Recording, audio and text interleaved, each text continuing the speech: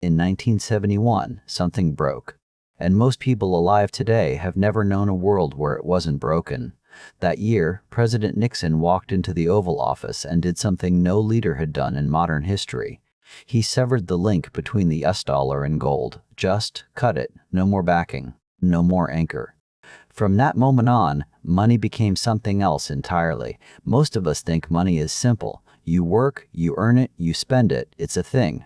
A fixed unit of value, but that's not quite right. Money today isn't a thing at all. It's a story we all agree to believe.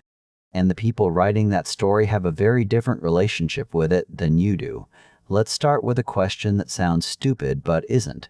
Where does money actually come from? You might say the government prints it. Partly true. The Bureau of Engraving and Printing cranks out about 7 billion new bills a year. But here's the weird part. That physical cash, all those bills in your wallet, all the coins rattling around in cup holders, represents less than 10% of the total money supply. The rest, it doesn't exist. Not physically. Most money is created by banks, not the central bank. Regular banks, the ones on your street corner. Here's how it works. You walk into a bank and take out a loan for $50,000. The bank doesn't take that money from someone else's account. They don't pull it from reserves sitting in a vault. They just type it into existence. $50,000 appears in your account, new money, created the moment you signed the paperwork. This isn't a conspiracy theory, it's standard banking practice. It's called fractional reserve banking, and it's been the foundation of the financial system for over a century. The bank doesn't need to have $50,000 to lend you $50,000. They only need a fraction of it. In the US, banks are required to keep about 10% in reserve. So to lend you 50 grand, they need 5,000 on hand. The other 45, conjured. Now you take that 50,000 and spend it. Maybe you buy a car. The car dealer deposits that money into their bank. That bank now has 50,000 in new deposits. And guess what they do? They lend out 45,000 of it to someone else. That person spends it. It gets deposited again, lent again, spent again. One $50,000 loan just became 200,000 in circulating money. Then 300,000, then more. This is called the money multiplier effect, and it means the total amount of money in the economy is vastly larger than the amount anyone actually holds. So why doesn't this feel like a magic trick in your daily life? Because of one brutal fact, you have to pay it back, with interest. That loan you took out, you owe the bank more than they gave you. Let's say 50,000 at 5% interest over 10 years, you'll end up paying back around $63,000. That extra $13,000 has to come from somewhere. You have to work for it. Trade your time, your labor, your ideas. You have to pull real value out of the world to pay back money that never existed in the first place. And here's the kicker. Everyone is doing this at the same time. The entire economy is in debt to a system that creates money out of thin air and then demands real value in return. It's not a closed loop. The system requires growth, constant, relentless growth, because if growth stops, the debt can't be serviced.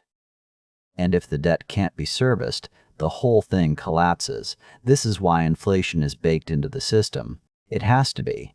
More money is always being created, and that money is chasing a finite amount of goods and services. Prices rise. Your paycheck buys a little less every year, not by accident, by design. Central banks will tell you they target 2% inflation annually. It sounds modest, controlled, but compound that over a lifetime, and it's devastating. A dollar today will be worth 60 cents in 25 years, half its value in 35. You're not standing still. You're on a treadmill that's speeding up. Now let's talk about who benefits from this. If you're holding cash, you lose. If you're in debt, you lose because you're paying interest on money that didn't exist until you borrowed it. But if you're close to the money creation, if you're a bank, a government, a major corporation with access to cheap credit, you win. This is called the Cantillon Effect, named after an 18th century economist who noticed something obvious but uncomfortable. When new money enters the system, it doesn't spread evenly. It flows to whoever gets it first. By the time it reaches you, prices have already adjusted. You're getting diluted money at inflated prices. The people closest to the spigot, The ones who borrow at near zero interest rates, or who hold assets that inflate faster than the currency, they accumulate wealth passively. The further you are from that spigot, the harder you work for less. This explains a lot of what feels broken about the economy today. It explains why housing prices have exploded while wages stagnated, why stock markets hit record highs during a pandemic while millions lost their jobs, why billionaires got billions richer while small businesses shuttered. It's not a bug, it's the structure. And none of this requires conspiracy. It's just incentives playing out across a system that was designed in a very specific way for very specific reasons. Those reasons made sense once. Maybe. But they've created a game where the rules are invisible to most players, and the winners are those who understand that money isn't a measuring stick. It's a tool, and tools can be shaped. So what does this mean for you? First, it means saving cash is a losing strategy. Not entirely. You need liquidity, you need safety, but parking money in a savings account that pays 0.5% interest while inflation runs at 3, 4, 5%, you're paying the system for the privilege of getting poorer. Second, it means debt isn't inherently evil, but it's also not neutral. The same mechanism that creates money also creates obligation. The question isn't whether to borrow, it's what you're borrowing for. An education that increases your earning power? Maybe. A house in a market that's appreciating? Maybe. Car that loses 20% of its value the moment you drive off the lot? Probably not. Third, it means assets matter more than income, because assets appreciate in nominal terms as money supply grows. Real estate, stocks, commodities, they ride the wave of inflation. Your salary doesn't. Not automatically. Not unless you fight for it. But here's the uncomfortable part. Even if you understand all of this, even if you play the game well, the game itself is unstable. Debt-based money requires perpetual growth. But we live on a planet with finite resources. At some point, something gives. Either the growth story breaks, or the currency does, or both. And when it wobbles, the people holding real assets, real skills, real relationships, they survive. The people holding paper promises, they don't. History is littered with currencies that collapsed. The German papier mark, the Zimbabwean dollar, the Venezuelan bolivar. It always feels impossible until it isn't. The US dollar is different, of course. It's the global reserve currency. Most international trade is conducted in dollars. Most debt is denominated in dollars. That gives it a stability other currencies don't have.